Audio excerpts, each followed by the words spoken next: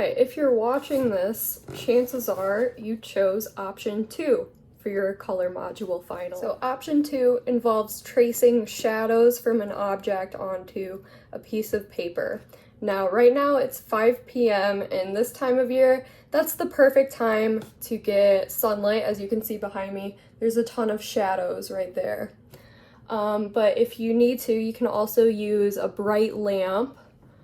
But I think the sun is the best option, especially at this time of day when the sun's not directly above us, it's instead shining through our windows. So behind me, I have this partition that I'm going to tape my paper on to trace those shadows. And I had to rig my room to do this. You might have to do it too. So I'm just gonna quickly show you what I did. So this is what I'm planning on tracing, my lovely Monstera plant. It's got some really interesting looking leaves. You can choose any object or objects that you may want to trace their shadows. But I own a lot of plants and I think they make some really interesting shapes. So I actually have this up on a milk crate so that it was able to be blocked by the window and its shadows are projected onto this little partition. But you can just use your wall, you can use the floor, whatever's best for you. So if you are using sunlight, like I am, and you can see it's like super bright on my face right now, but keep in mind that your shadows may move a little bit. That's fine, just try to remember where they were and do the best you can to draw them in. You'll see me do that a little bit. You'll see my shadows move because of the sun and the trees, but I believe that you can get your best cast shadows with the sun.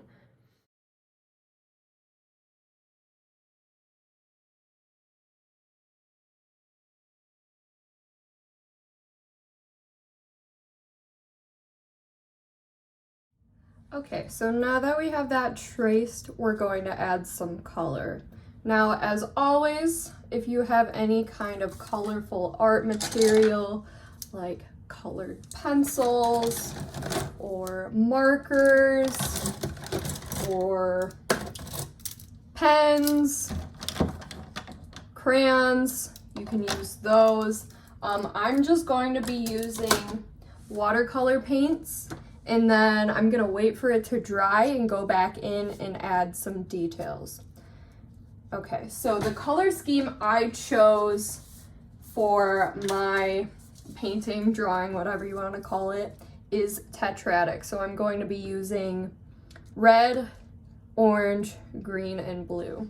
Now I want my background to have the warm colors, and since this is a plant, I'm gonna make the foreground the cool colors. So let's get started.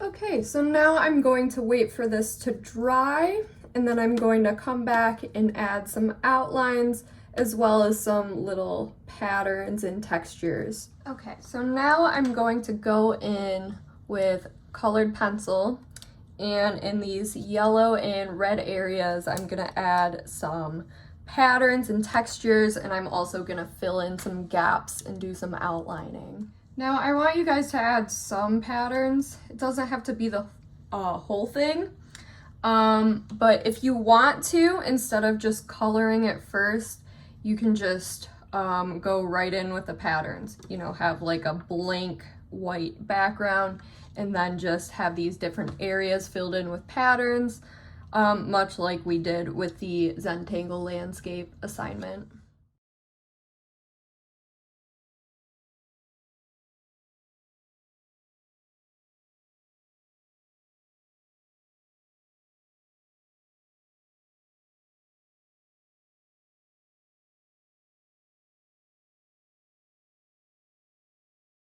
Okay, so this is my final product.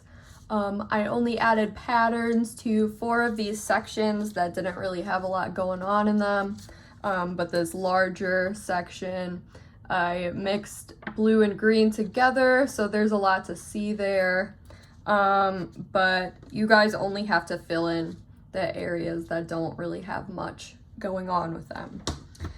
Okay, so if you need to see any other material being used during class, do not hesitate to ask me, or you can visit me during my office hours as usual, and I can show you that. All right, thank you guys, and I will see you later.